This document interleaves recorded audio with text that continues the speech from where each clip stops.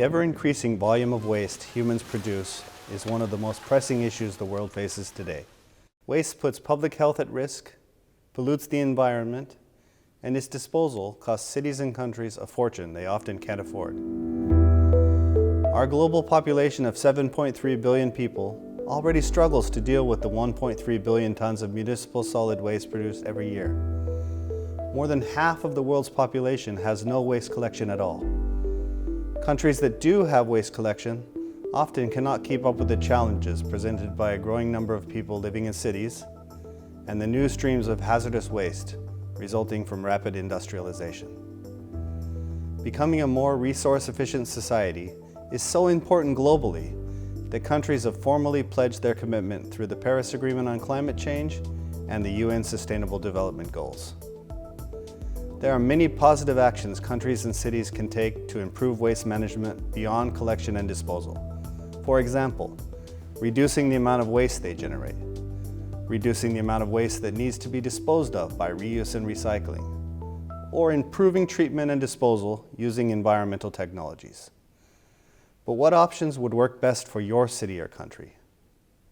To find the best solutions to this complex issue, a fundamental first step is the development of a waste management strategy.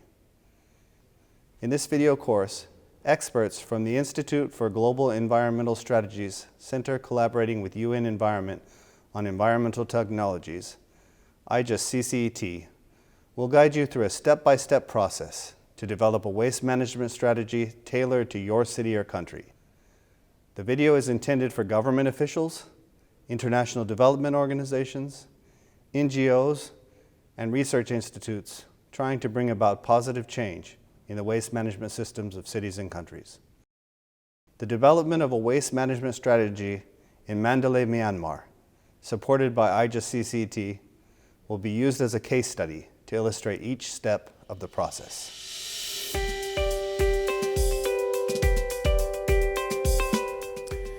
In most developing countries and their cities, waste management is limited to waste collection and disposal. The aim is to collect as much waste as possible to keep streets and neighborhoods clean. However, these countries and cities never seem to have enough capacity and infrastructure to deal with the growing amounts of waste. Even when collection keeps up with the growing amount of waste, we are just transferring the problem from the streets to landfill site or some other location. We propose a shift in the way we look at this problem. We should see waste as a valuable resource. If recyclables are separated at home, for instance, they can be sold, generating income while keeping our environment clean. To best consider solutions in the context of the waste management system you want to improve, a fundamental first step is the development of a waste management strategy. The strategy is a roadmap that will guide the team leading the process and the many stakeholders involved to come up with appropriate solutions for the local context. The waste management strategy development process consists of 6 steps. Step 1. Getting started. Each country or city will begin this process from a different point, but the essentials for everyone include a number of elements. Identifying key leaders. Identify and engage with the key government agencies dealing with waste. A person or group in the political leadership must be selected to be in charge and given the responsibility for driving the waste management strategy process. The organization that takes the lead should have the political power and resources to provide focus and follow-through, providing political commitment and unity of purpose. Officials will need to be assigned to support this project and are likely to need resources, such as a project office, budget, and workforce. Ensuring coordination mechanisms. Different aspects of waste management are often the responsibility of various government agencies, so it is important to have internal coordination among all of them. This will ensure all relevant parties are aligned with and actively supporting the development of this strategy. Baseline and gap analysis. Determining the current situation and how well the waste is being managed is central to developing a useful strategy. The following steps are important for understanding the current local situation and identifying the gaps that needs to be addressed. Compile all waste-related data available, including information on waste generation, collection, transportation, disposal, waste classification, and composition. If data is not available, surveys and sample studies may be needed. You need to review waste management policies currently in place so you understand the current waste management system and how the new waste strategy is going to be interlinked with existing policies. Develop an understanding of the technical capacity and infrastructure available in the city or country. This technical capacity can be related to waste separation, collection, recycling, treatment, or disposal. Financial and human resources. Financial and human resources will be needed to implement improved waste management practices, so develop an understanding of the resources available. How is waste management currently funded? Are there cost recovery schemes in operation through taxes or fees? Are the resources adequate? What technical skills are available? Consider community awareness and interest. The strategy will call for public participation in the planning and implementation of initiatives. People may be requested to separate their waste or use special waste bins. For this reason, it is important to understand the level of awareness regarding waste management among members of the public and private sectors and the community. In Mandalay, IGES-CCET, in cooperation with the government of Myanmar, published the policy report Waste Management in Myanmar, providing the findings of the situation and gap analysis, supporting informed decision-making towards the creation of the waste management strategy. Secure political agreement. Create an initial agreement with relevant agencies, showing the approval and commitment of political leadership with the development of the waste management strategy. At the city level, this would preferably be the mayor. In the country case, it should be the relevant minister. In the case of Mandalay, the IGES-CCET team first gained the mayor's approval and then got the support of the Mandalay City Development Committee. In this way, the development of the strategy came to be truly owned by the local government agencies.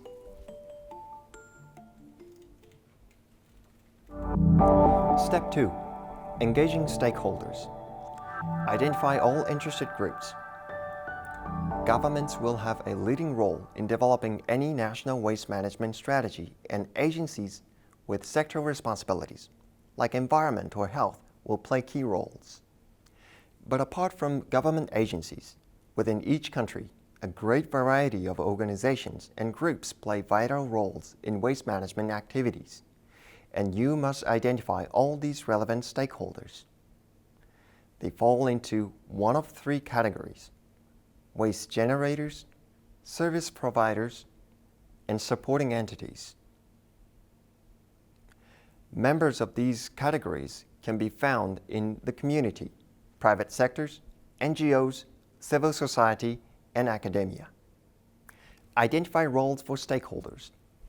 Identifying the groups that are actively involved in waste management, getting them involved in the discussion from the beginning, and determining their roles is very important in the development of a sound waste management strategy.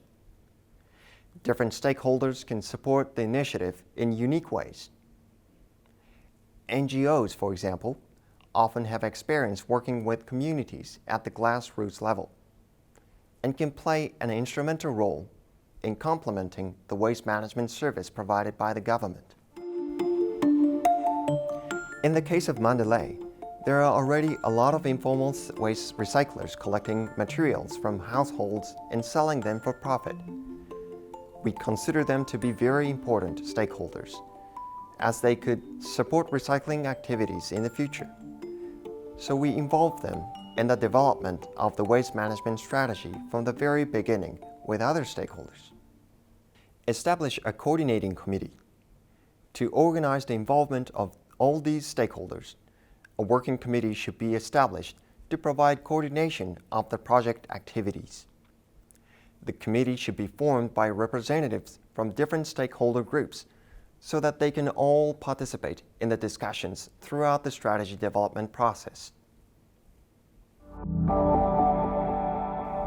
Step 3. Setting parameters. The general dimensions, focus, and scope of the strategy should be decided early. The strategy should focus on preventing the generation of waste and phasing out the use of hazardous substances in the products, rather than simply on managing what is generated. While some categories of waste may be allocated a higher priority initially, any waste stream, even if it is of minor significance at present, will need to be managed at some stage.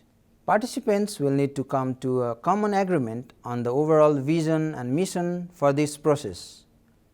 Based on this shared understanding, it is important to identify the major goals. Goals should be accompanied by concrete targets and timetables to measure progress against. In Mandalay's case, the city waste management strategy identifies 6 goals. 1. Accelerate waste collection and 3R activities. 2. Stop open burning and disposal. 3. Proper management of industrial and other waste. 4. Proper management of liquid waste. 5. Awareness raising and capacity building. 6. Regular monitoring. The strategy process should highlight the benefits of better waste management. These include waste reduction, lowering operating cost, new economic opportunities, resource efficiency, poverty alleviation, reduced environmental impacts, and improved health. Secure adequate finances and other resources for strategy development to ensure that development does not stall. The capacities necessary to undertake the strategy need to be considered. For instance, a country with limited capacities available may choose to limit the scope in the initial stages. It is important to have a clear timeline for strategy completion and adoption and include milestones over the term of 2, 5, and 10 to 20 years. Policy coherence. The potential interaction of waste management strategy with other policies need to be considered. Positive interactions are to be encouraged and tensions and conflicts will need to be resolved. Consider whether the waste management strategy would be linked to existing plans for municipal waste management, public health, environment, or urban development. You must set priorities as to how and when you deal with different kinds of waste. You may have to urgently address waste streams that are especially problematic. Most countries will have several waste management priorities which need urgent attention, while other waste streams will be addressed later. Municipal solid waste management will be a priority for any city, because the provision of these services is key to keeping the city operating. In Mandalay's case, following the assessment, they prioritized the municipal waste issue because it was within the mandate of Cleaning Department, the leading agency in the development of waste management strategy. While they concluded it was important to deal with hazardous and industrial waste, this required the cooperation of more government agencies, making implementation more complicated, so they decided to tackle this later. Step 4. Formulating a strategy. Now that you have reached a common understanding of the parameters for the strategy, it is time to start drafting the actual strategy. It is important to consider each issue identified in a previous step and what actions can be taken to address it based on the goal set. How is the issue managed at the present? What are the opportunities for the waste prevention, materials recovery and recycling? What policy options are available to address this issue? Identify actions. Choices about the management of each waste stream or issue should be carefully analyzed. The aim is not to manage waste better or to ensure compliance with regulations, but rather to optimize the use of limited material resources. This means avoiding the generation of waste at the source by treating it as a resources waiting to be recovered and reused. Discussion should be guided by the waste hierarchy, which indicates an order of reference for actions to reduce and manage waste.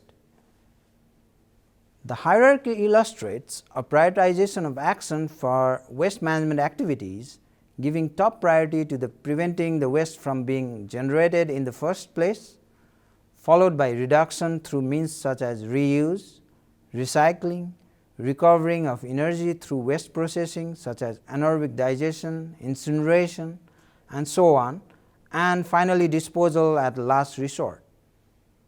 Once action has been identified, an action plan should be prepared for each waste stream or issue, with accurate budgets and the responsibilities for implementation clearly identified. Necessary policy instruments identified in these action plans will need to be integrated in existing laws and regulations through appropriate amendments or new laws and regulations introduced whether relevant. We recommend that you identify initial actions that can be easily implemented so the partners can start working together and achieve early results. Establish targets and indicators. In developing the action plans, targets should be set for priority waste streams or other issues. For example, reduction of waste generation and of waste to be landfilled, increase waste collection rate or coverage and increase recycling rate, targets for moving from uncontrolled dump site to properly engineered landfills. These targets can be used to drive actions, create momentum, monitor progress, and alert those implementing the strategy to problems. Targets should be smart, specific, measurable, achievable, relevant, time-bound. In the case of Mandalay, stakeholders decided as a first goal the improvement of the waste collection service in the city. Currently, it covers 70% of the city. Their target is to provide 100% waste collection service in the city by 2030. They also defined some midterm target, 80% by 2020 and 90% by 2025. As you can see, targets are time-bound. They help monitor progress in waste management. Step 5. Sign off an agreement. Once the actions have been drafted, the strategy is practically completed. It is important though that the strategy is officially endorsed by the public and government officials. The strategy should be submitted to a full public consultation process in which the public is invited to provide feedback. In the Mandalay case, after the strategy was completed, they organized a large public meeting to present the waste management strategy to various stakeholder groups to listen to their concerns and achieve commitment to implementation. News of the strategy also appeared in the media. The strategy document was distributed among people dealing with waste management. The final step in strategy development is political sign-off and getting approval. This endorsement is crucial during implementation to secure budget and staff allocated to improving waste management. In the case of Mandalay, after the final workshop, they submitted a report to the City Development Committee for official approval. They also got approval from the regional government to make it their legal document for their next 10 years of waste management activities. With final approval, The waste management strategy is completed. The strategy is then circulated among all stakeholders as a printed and digital publication. The outcome of the process is a waste management strategy consisting of a number of elements, an ambitious overall framework and goals for sound waste management in the city or country, a list of priority waste streams and issues, an action plan for each waste stream or issue comprising one or more targets and policy actions, cost estimates for each action plan, clearly allocated responsibilities for implementing the actions identified, plans for review including indicators to measure progress and collection of appropriate data and revision of the strategy on a regular basis and as developments require. Step 6. Implementation, monitoring and evaluation. This step is the most commonly overlooked, but it is crucial for success. The waste management strategy should be implemented as planned by the responsible parties. Monitoring of the targets and indicators is crucial. Based on the result of this monitoring, adjustments need to be made regularly to ensure the strategy is effectively leading to the agreed goals.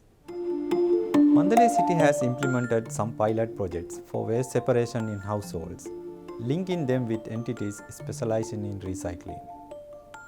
Implementation has now moved to the improvement of the landfill, and budget has been secured. This strategy has also promoted external support from Japan to provide an anaerobic digester for managing organic waste, as well as Asian Development Bank's support in improvements of waste management in line with this strategy. Local partners like Mandalay University and some community groups are taking their own initiative to implement some of these activities. Because they are all involved in the process, they have a sense of ownership. This sense of ownership is very important to ensure successful implementation. In this course, you have learned how to develop a waste management strategy, from the initial fact-finding steps to implementation. Every community faces a different set of challenges, but these steps should equip you to create and implement an effective strategy for transforming waste from problem to opportunity. If you would like to learn more about how to implement these steps where you are, or to reach out to the IJUST CCT team for more information, please visit our website where resources related to this methodology are available.